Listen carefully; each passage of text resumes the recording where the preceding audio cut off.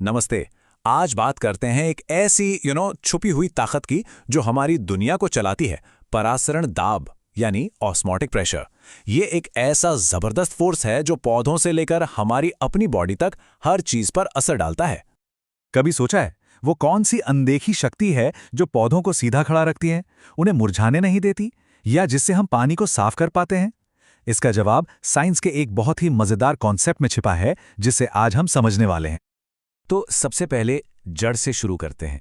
ये सारी कहानी एक प्रोसेस से शुरू होती है जिसे परासरण या ऑस्मोसिस कहते हैं। और आगे की हर बात को समझने के लिए इसे समझना बहुत जरूरी है। तो ऑस्मोसिस है क्या आखिर ये चीज? देखिए, आसान शब्दों में कहें तो ये किसी सॉल्वेंट जैसे कि पानी का कम गाढ़े घोल से ज्यादा गाढ़े घोल की तरफ बहना है।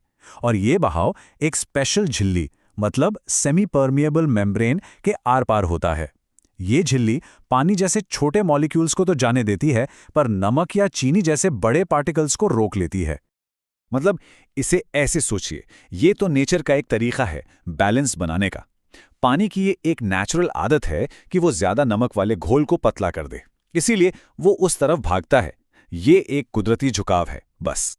ठीक है, तो ये बहाव तो अपने आप हो रहा है, पर सवाल यह है कि क्या हम इसे रोक सकते हैं? और बस यहीं से ऑस्मोटिक प्रेशर का आइडिया सामने आता है। ऑस्मोटिक प्रेशर, जिसे हम पाई से दिखाते हैं, वो एकदम सटीक बाहरी दबाव है जिसे घोल पर लगाने से सॉल्वेंट का अंदर आना ठीक उसी पल रुक जाता है। ये समझिए कि ये ऑस्मोसिस के खिलाफ लगाया गया एक काउंटर फोर्स है। और कमाल की बात यह है कि ये कोई रैंडम प्रेशर नहीं है। नहीं, ये संतुलन बनाने और पानी के नेचुरल फ्लो को रोकने के लिए जरूरी एकदम सटीक नापी जा सकने वाली मात्रा है। ना कम ना ज्यादा, बिल्कुल परफेक्ट। तो सवाल उठता है, इसे नापें कैसे? खैर, इसके लिए एक बड़ा सीधा साधा सा फॉर्मूला है, चलिए देखते हैं। ये है वो फॉर्मूला, पाई बराबर mRT। देखने में बड़ा सिंपल है ना, लेकिन ये बहुत पावरफुल है। ये हमें किसी भी ऐसे घोल का ऑस्मोटिक प्रेशर निकालने में मदद करता है जिसके पार्टिकल्स पानी में जाके टूटते नहीं हैं। चलिए जरा इसे खोलकर देखते हैं। पाई तो हो गया हमारा ऑस्मोटिक प्रेशर। M का मतलब है मोलैरिटी, मतलब घोल कितना गाढ़ा है। सिंपल। R एक कांस्टेंट है, एक फिक्स्ड नंबर जो हमेशा सेम रहता है। और T है केल्विन में मापा गया टेम्परेचर। लेकिन कहानी में एक ट्विस्ट है। क्या होगा अगर घोल में जो पार्टिकल्स हैं वो पानी में घुलते ही कई हिस्सों में टूट जाएं?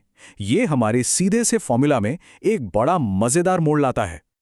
जैसे नमक को ही ले लीजिए, जब आप सोडियम क्लोराइड को पानी में डालते हैं ना, तो वो एक चीज बनकर नहीं रहता, वो दो आयनों में टूट जाता है, एक सोडियम आयन और एक क्लोराइड आयन। इससे पानी में पार्टिकल्स की गिनती डबल हो जाती है, जो प्रेशर पर सीधा असर डालती है। तो इस पहेली को सुलझाने के लिए हम एक नई चीज लाते हैं, वॉन्ट हॉफ फैक्टर, जिसे हम आई से दिखाते हैं। ये कुछ नहीं, बस उन पार्टिकल्स की गिनती है जिनमें कोई चीज घुलने पर टूट जाती है। तो अब हमारा फॉर्मूला थोड़ा बदल जाता है। देखिए, चीनी जैसी चीज़ों के लिए जो पानी में टूटती नहीं, हम पुराना वाला फॉर्मूला यूज़ करते हैं, pi is equals to mRT।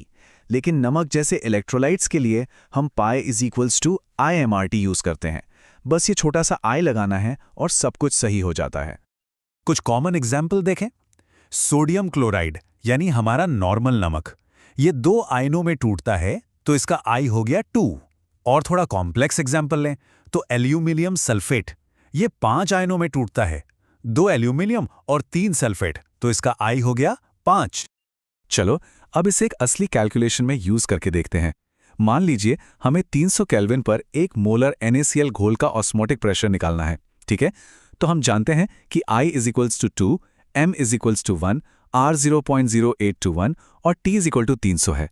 बस इन सारी वैल्यूज को IMRT फॉर्मूले में डाल दो और जवाब आपके सामने है।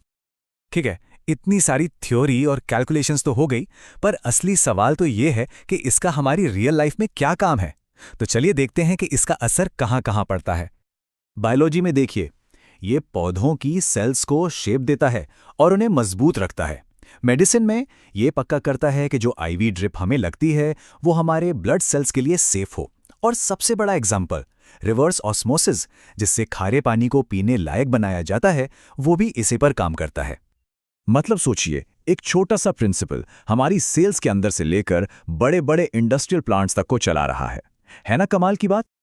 तो अब जब हम इस छुपी हुई ताकत को समझ सकते हैं, नाप सकते हैं और कंट्रोल भी कर सकते हैं, तो जरा सोचिए भविष्य में ये हमारी और कौन कौन सी बड़ी बड़ी प्रॉब्लम्स को सॉल्व कर सकती है।